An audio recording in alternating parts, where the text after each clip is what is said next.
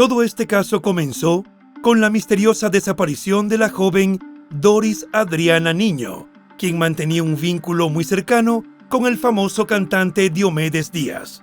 La investigación que siguió reveló una red de engaños, abuso de poder y una justicia que parecía fallar en su deber de proteger a las víctimas, cambiando para siempre la percepción de la fama en ese país. Te invitamos a ver la siguiente historia hasta el final para que no te pierdas ningún detalle. El caso de Doris Niño.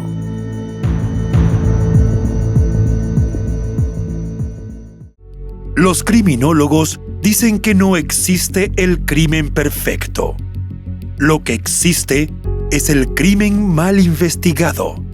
Siempre, en cualquier investigación, aparece una pista clave que lleva hacia el asesino. Encontrémosla juntos, repasando este caso abierto.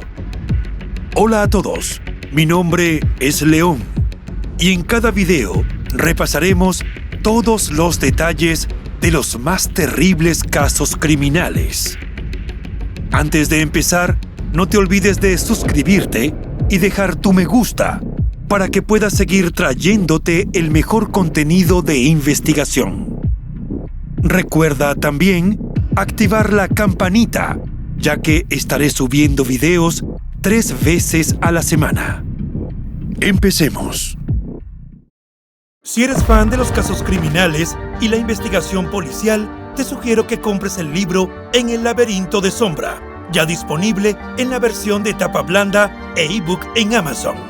Encontrarás el enlace en la descripción de este video y en un mensaje fijado.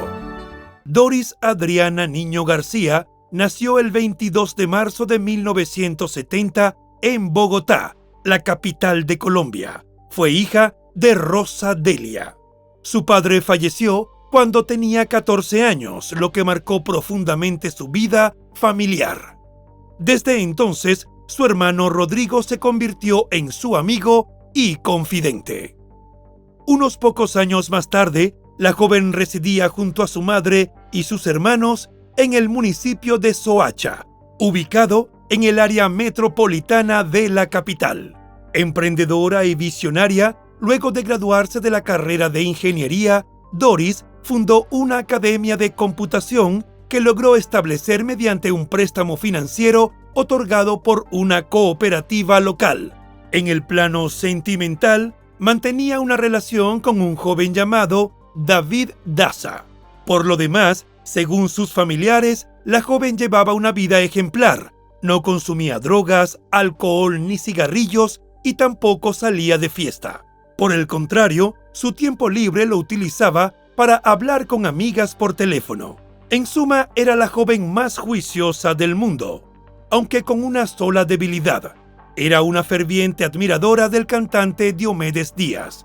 Tenía todos sus discos y no paraba de escucharlos.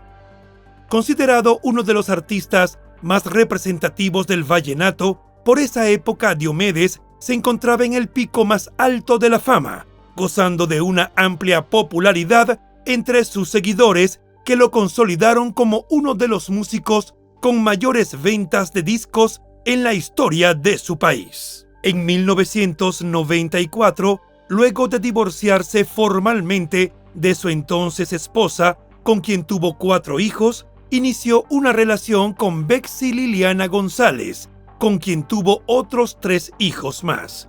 Pero además de los múltiples conflictos familiares que atravesó Diomedes, especialmente relacionados con la manutención de sus numerosos descendientes, algunos de ellos no reconocidos, su vida personal estuvo caracterizada por el desenfreno, haciéndolo objeto de críticas debido a sus constantes escándalos y controversias.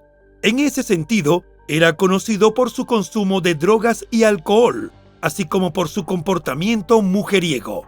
Y todos esos factores le generaron dificultades en su entorno. Por si fuera poco, fue señalado por mantener amistades polémicas con figuras vinculadas al narcotráfico y enfrentó problemas financieros y judiciales, destacándose su incumplimiento en compromisos artísticos. Mientras tanto, una de las mujeres con las que se vinculaba y que a la larga cobraría protagonismo en la historia de Doris respondía al nombre de Luz Consuelo Martínez. Originaria de Bogotá, Luz conoció a Diomedes cuando tenía entre 12 y 14 años durante una reunión organizada en la casa de un amigo cercano de él. Ella era una admiradora ferviente suya, de modo que participaba activamente en eventos promocionales y asistía a reuniones donde, como otros fanáticos, buscaba acercarse a Diomedes. Pero fue en 1993, cuando ya Luz contaba con 19 años y él con 36, cuando comenzaron una relación, aunque Diomedes aún estaba casado. En ese momento, ella trabajaba en el Aeropuerto Internacional de Bogotá. Para la jovencita, fue como tocar el cielo con las manos. De pronto, tenía a disposición no solo el amor de un hombre importante, sino más de lo que hubiese podido llegar a soñar. Un paraíso que, a fuerza de la misma naturaleza de Diomedes, no tardaría en desmoronarse. 2 años después, mientras estaba casado con Bexy, tenía una relación con Luz, Diomedes conoció a Doris. Así, gracias a uno de los músicos que solía acompañarlo, la joven por fin pudo cumplir su sueño. Desde ese instante, Doris se volvió muy cercana a Diomedes. Apenas se enteró, a Rodrigo le preocupó ese nuevo vínculo, llegando a advertirle a su hermana sobre los riesgos asociados al estilo de vida del cantante. Pero ella, fascinada por la posibilidad de acercarse cada vez más a él e incluso llegar algún día a concretar un romance de fantasía con este, prefirió no escuchar las advertencias. Así, comenzó a acompañar a Diomedes a conciertos en varias ciudades de Colombia, lo que a la larga provocó enormes celos en David, quien al final decidió ponerle punto final al noviazgo entre ambos. Y algo de razón tuvo, pues entre una cosa y otra, Doris y Diomedes empezaron un romance que, como no podía ser de otra manera, se desarrolló a espaldas de Luz, aunque es muy factible que ambas mujeres se conocieran. La segunda siempre negó haber tenido una amistad cercana con Doris o haber coincidido en contextos como clubes de fanáticos o eventos en la disquera. Entretanto, al principio del romance, él la colmó de atenciones, haciéndola sentir única y especial. Fue por esa época que, de su puño y letra, le firmó un disco cuya dedicatoria parecía ser lo suficientemente elocuente. Así, Diomedes le escribió a Doris, a quien se refería por su segundo nombre, Adriana, que la amaba y que esperaba que Dios la bendijera siempre. Sin embargo, con el correr del tiempo, lo que prometía ser un jardín de rosas fue mutando en pesadilla, o al menos es lo que han referido los familiares de la joven, quienes a posteriori aseguraron que hacia finales de 1996 y principios del año siguiente, Doris se encontraba desencantada de Diomedes. Incluso sus familiares han recordado que estuvo deprimida porque en una ocasión él trató de golpearla. Todo parece indicar que ella, además, se había cansado de que la amara al mismo tiempo que a Luz, lo que la condujo a tratar de cortar todo contacto con él. Pero Diomedes insistía, llamándola con frecuencia. Mientras tanto, a los 23 años, Luz quedó embarazada por primera vez de él. El miércoles 14 de mayo de 1997, Doris, entonces de 27 años, recibió una invitación de Diomedes para asistir a una reunión en un apartamento que la disquera le había puesto a disposición al norte de la capital, mientras él realizaba sesiones de grabación para el lanzamiento de su último álbum.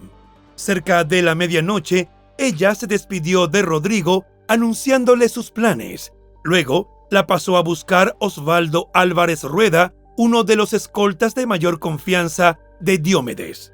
En ese momento, En el inmueble se encontraban Diomedes, su hijo Rafael Santos Díaz, de 17 años, Luz y otro escolta llamado Héctor Mauricio Botía. A partir de ese momento, la familia de Doris perdió todo contacto con ella.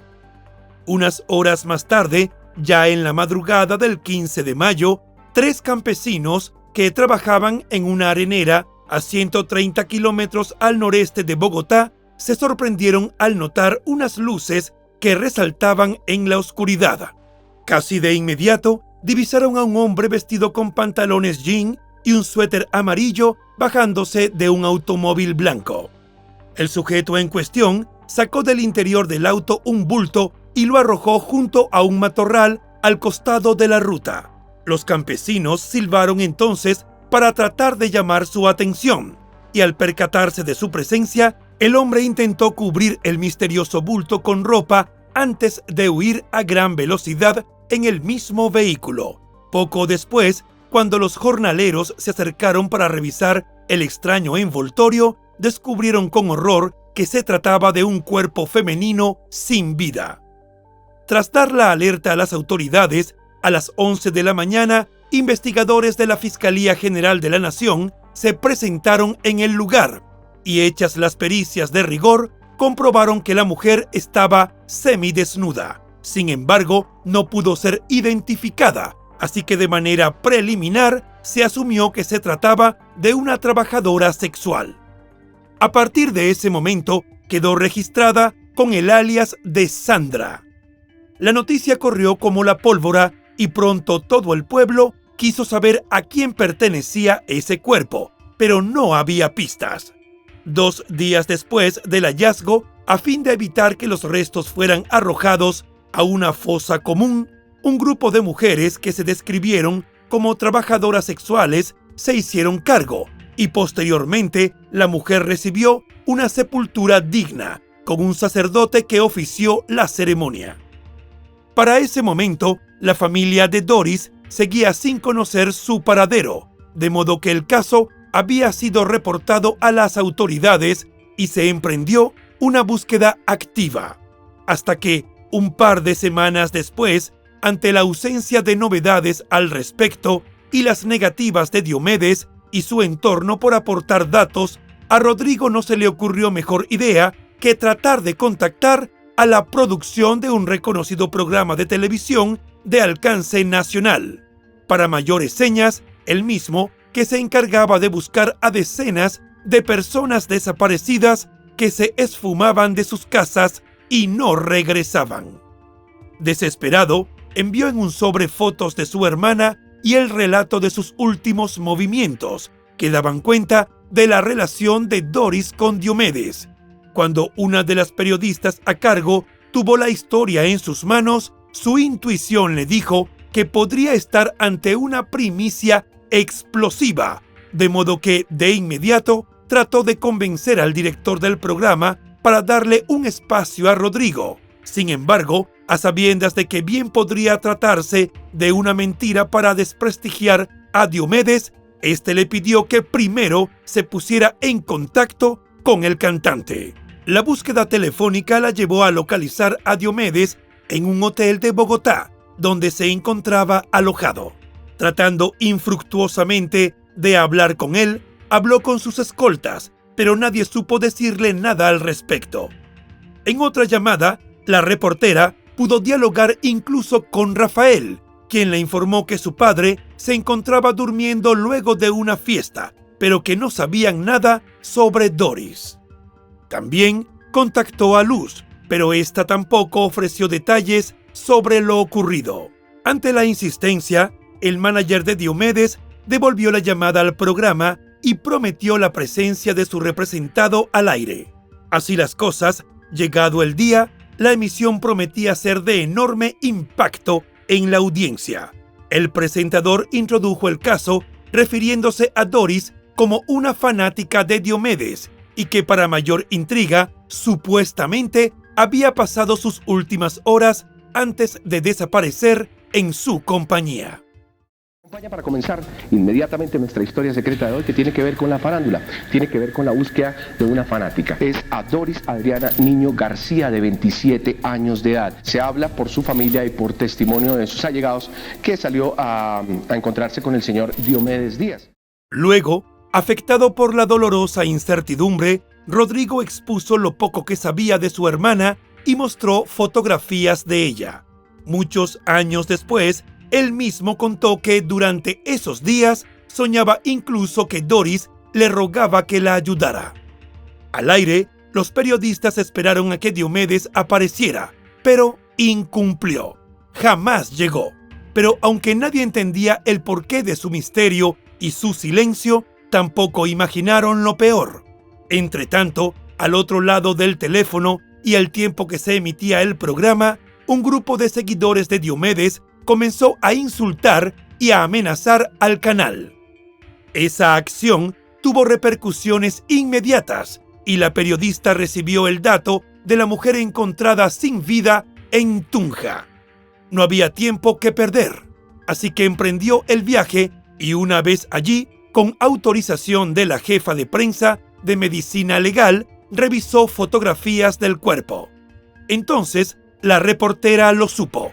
No había duda de que se trataba de Doris, sobre todo porque ambas compartían un característico lunar en el rostro. Por si fuera poco, Medicina Legal le informó que en el bolsillo del pantalón de la fallecida se había encontrado un papel enrollado con una dirección. Coincidencialmente, era la misma donde Diomedes se había hospedado en Bogotá.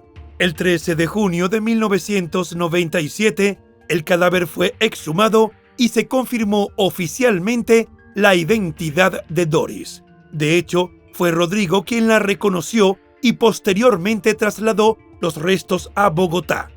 Desde entonces, eligió conservar el anillo que llevaba su hermana. Esta era la argolla que lucía mi hermana, precisamente el día que me hacen entrega del cadáver para trasladarlo de Tunja aquí a Bogotá. Yo la conservo, siempre me acompaña porque digo, Doris está conmigo. Al día siguiente, en medio de un dolor indescriptible, la familia llevó a cabo el entierro al sur de la capital y en simultáneo, la bomba informativa explotó, ocupando los titulares de los principales diarios y noticieros televisivos. El 18 de junio, cuando la investigación se puso en marcha, el primer citado a declarar en la fiscalía fue José Tobías Lozano, por entonces guardia de seguridad del edificio. Durante 3 horas detalló los pormenores de lo que había observado a lo largo de la noche del miércoles 14 y el jueves 15. Pero de toda la información, el dato más relevante y que las autoridades luego confirmaron a la prensa fue que José aseguró haber visto a Doris salir del inmueble acompañada de uno de los escoltas de Diomedes. Al día siguiente, de hecho, el hombre reiteró sus afirmaciones en una entrevista concedida a un importante diario de circulación nacional. Confirmada, al menos parcialmente, la presencia de la mujer en el sitio, aún restaba mucho camino por andar para resolver el caso, especialmente en términos forenses. En cuanto a Diomedes, en medio de las pesquisas, llegó a declarar públicamente que se encontraba muy adolorido por el triste desenlace de Doris, a quien definía como una gran amiga, y que por ello mismo jamás habría tenido ni la conciencia ni la capacidad para hacerle daño alguno. Porque todos ustedes saben que Diomedes Díaz es incapaz de hacerle daño a nadie. A finales de julio, y a pedido de la Fiscalía, se volvió a exhumar el cuerpo, al cual se le realizaron nuevos análisis para corroborar las pruebas de la primera necropsia. Un par de semanas después, el primer informe de Medicina Legal concluyó que Doris falleció a causa de un paro cardiorrespiratorio provocado por una sobredosis de cocaína. Como hora del deceso, se determinó que había sido entre la medianoche y las 5 de la mañana del 15 de mayo. El hallazgo dejó a la familia Niño sin palabras y tras el shock inicial, manifestaron su incredulidad. Para ellos no tenía ningún sentido, salvo que, tal y como expresaron públicamente, Doris hubiese sido obligada de una manera u otra a consumir la sustancia ilícita. Entretanto, aunque ignoraban de qué forma exactamente, las autoridades sospechaban que Diomedes podría haber estado relacionado con los tristes sucesos. Como resultado, durante los primeros días de octubre se ordenó la detención de todos los presentes en el apartamento esa noche fatídica. Así las cosas, el 3 de octubre de 1997, Diomedes fue capturado en el Aeropuerto Internacional de Bogotá. Luego fue trasladado por agentes del Cuerpo Técnico de Investigación de Colombia a un calabozo donde pasó la noche. Luz, Héctor, Osvaldo y José también quedaron detenidos. Otros implicados en el caso, por su cercanía con los personajes anteriores, fueron los escoltas Fabián Antonio Vivas Valencia y Jorge Molina Sánchez, así como el asistente personal de Diomedes, Alex Ramírez Herrera. El 4 de octubre, cuando Diomedes debió comparecer ante el fiscal, aseguró que Doris, de quien añadió que era amiga de ambos, lo había llamado en 3 ocasiones el 14 de mayo, pero que había sido Luz quien había contestado el teléfono, ya que durante el día él se encontraba en los estudios de grabación. Según su relato, al regresar al inmueble, Luz le informó sobre las llamadas, comentándole que debido a un problema relacionado con un mal negocio con unas computadoras, le pidió ayuda a Doris. Esta fue, de acuerdo con la versión que dio, la razón por la que le ordenó a Osvaldo que fuera a recogerla esa noche. A decir de Diomedes, ella llegó al apartamento entre la medianoche y la 1 de la madrugada. Luego, en compañía de Luz, los 3 conversaron sobre diversos temas. Todo iba normal, como siempre, hasta que en un punto, al enterarse del embarazo de Luz, Doris se molestó y decidió abandonar el lugar. Diomedes aseguró que en ese mismo instante, justo cuando el reloj marcaba las 5 de la mañana, fue que le pidió a Osvaldo que la acompañara a tomar un taxi.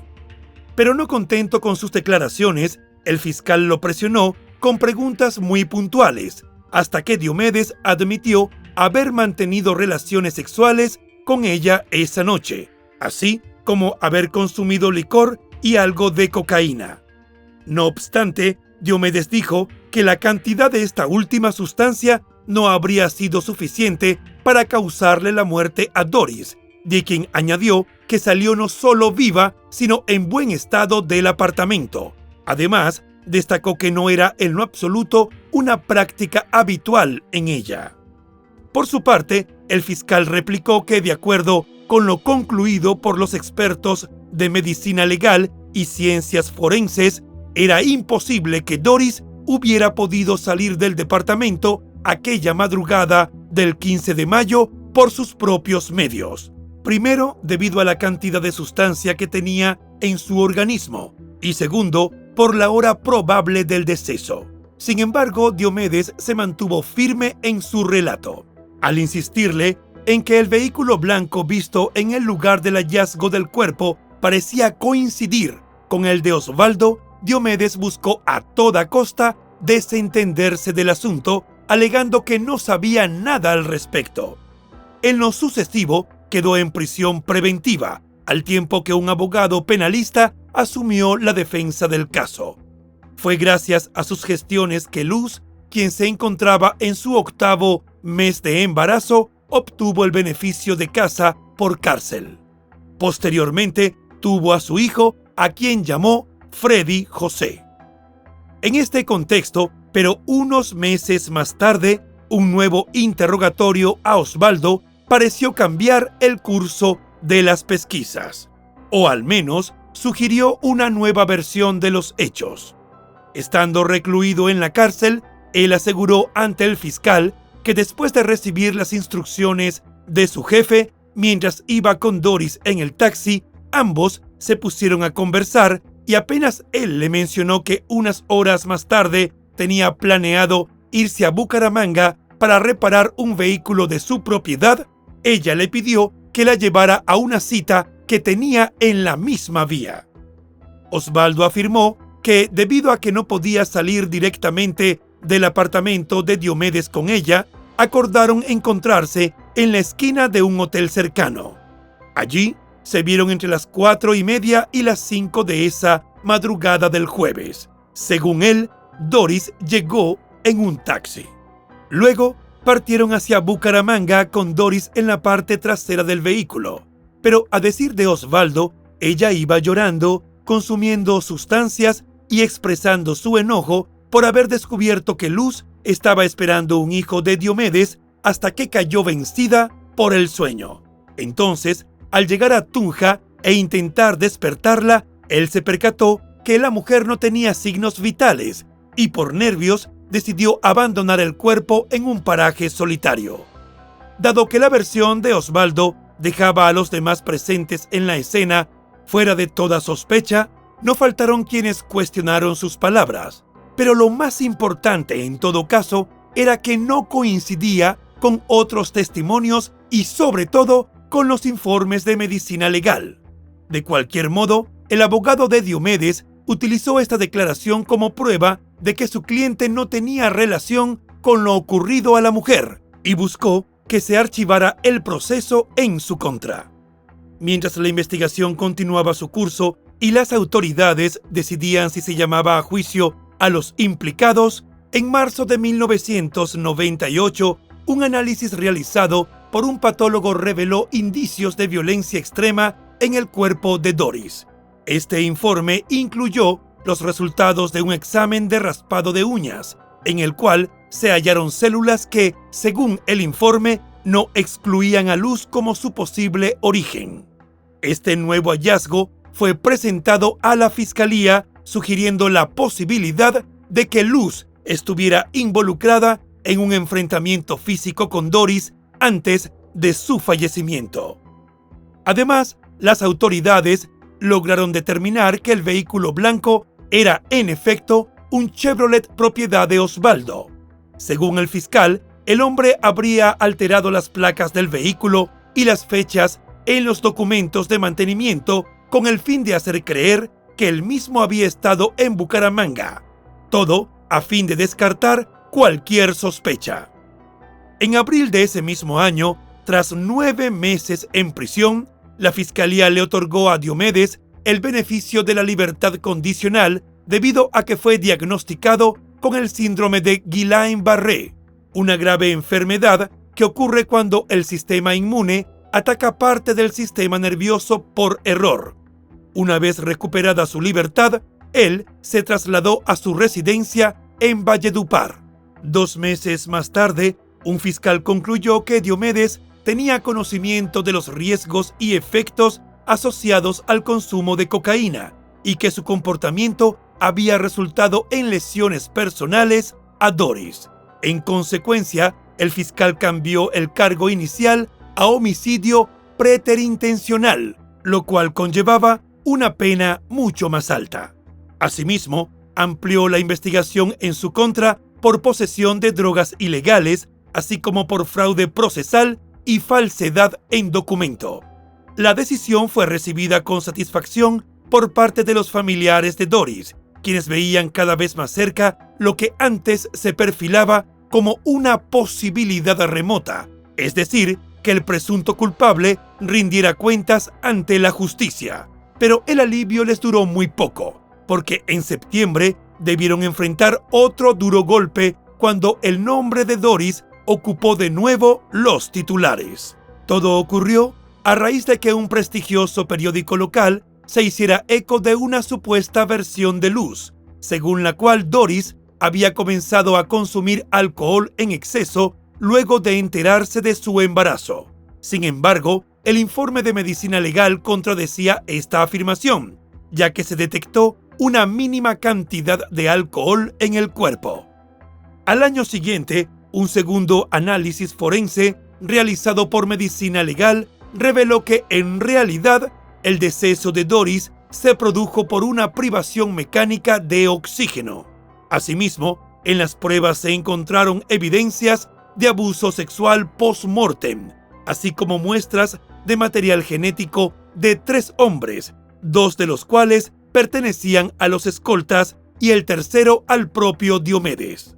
Por último, se hallaron signos de violencia como hematomas, laceraciones en los labios, pequeños derrames en los ojos y el tórax, un hematoma en el cuello y por último también restos de una sustancia ilegal en su organismo y en sus partes íntimas.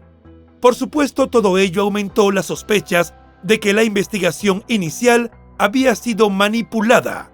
Mientras tanto, en noviembre de ese mismo año, a fin de aclarar cualquier posible implicación del joven en los hechos, la Fiscalía solicitó a un juez de menores que investigara a Rafael. Aún así, este afirmó que estuvo en el apartamento solo de manera temporal y que no había visto a Doris durante ese tiempo. En 2000, un perito de la Fiscalía General de la Nación determinó que Diomedes se había recuperado de su enfermedad, lo que llevó a la Fiscalía a ordenar su captura, dando pie a que un juez librara la orden. Sin embargo, cuando las autoridades se presentaron en su domicilio, Diomedes ya había huido. Según se informó, Diomedes se refugió en varias fincas de su propiedad, ubicadas en una zona rural. En esa época, la región estaba bajo la influencia de organizaciones contrainsurgentes, lo que llevó a especular que él se encontraba bajo la protección de estas estructuras. Entretanto, sus fanáticos mantuvieron silencio y no denunciaron los avistamientos, pero un periodista reportó que se había escondido en un campamento asociado a líderes paramilitares. A pesar de esta situación, la familia de Doris y las autoridades continuaron ejerciendo presión para que Diomedes se entregara. Incluso, la ministra de Cultura de la época se unió a la causa rogándole que se rindiera. No obstante, fue en vano. De tal modo, el 30 de enero de 2001, Diomedes fue condenado en ausencia por un juez penal de Bogotá a 12 años de prisión por el crimen de Doris Niño. Asimismo, el magistrado encontró méritos para condenar por encubrimiento a Luz Consuelo Martínez, Héctor Mauricio Botía y Osvaldo Álvarez Rueda, ya que conocieron las circunstancias en que falleció la mujer, pero ocultaron la verdad para favorecer a Diomedes. La sentencia para cada uno de ellos fue de 7 años de prisión. Sin embargo, tras la correspondiente impugnación de la defensa, el Tribunal Superior de Bogotá concluyó que, de acuerdo con las investigaciones y fallos judiciales, aquella noche, después de haber consumido alguna sustancia ilegal y mantener relaciones sexuales violentas, Doris fue informada del embarazo de Luz, lo que provocó una riña entre ambas. Diomedes actuó como mediador entre ellas, tapando la boca y la nariz de Doris, lo que le causó el fatal desenlace. En este nuevo escenario, la justicia consideró que él no tuvo la intención de quitarle la vida a la mujer, por lo que la condena original fue reducida a 37 meses tras las rejas. Otro tanto ocurrió con los demás implicados, cuyas condenas se redujeron a 1 año. Quizás como resultado de ello, justo cuando ya nadie lo esperaba, al mes siguiente Diomedes finalmente se entregó a las autoridades. Tras pasar 32 meses en prisión, fue liberado el 13 de noviembre de 2004, quedando en libertad condicional. En cuanto a Luz, cumplió 8 meses y 7 días de condena. Al recuperar su libertad, y a pesar de las complicaciones legales y personales derivadas del caso, ella y Diomedes continuaron su relación sentimental.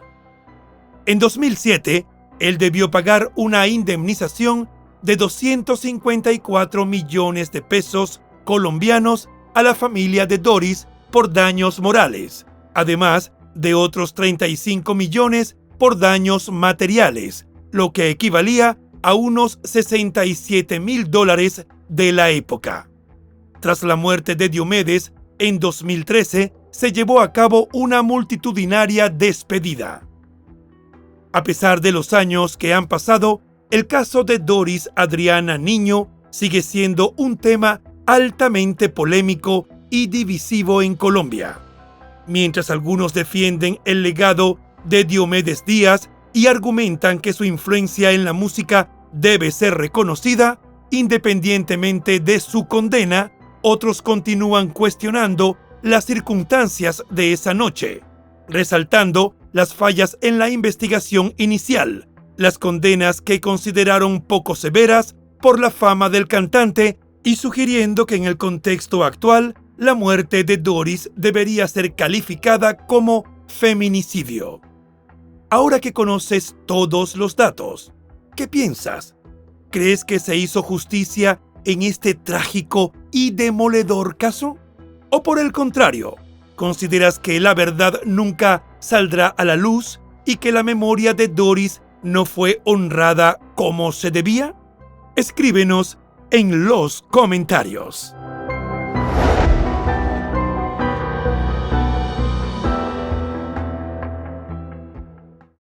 Y bueno, hasta aquí el caso de hoy.